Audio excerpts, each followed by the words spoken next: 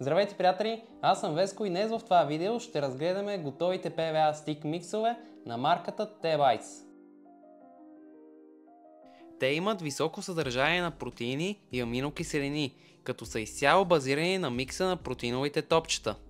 Аромата е подсилен с атрактант и не е нужно да се слага допълнително. При взаимодействие с водата правят хранително петно и облак, като по-дребните частици тръгват леко нагоре като стълб, а по-едрите падат на дъното, което значително ще привлече гладните гиганти. Предлагат се в опаковки от 800 грама и с 5 различни аромата: люта риба, риба и барбекю, тигров астък, зеленоуста мида и силно рибен аромат. Подходящи са за PVA турбички и за фидер.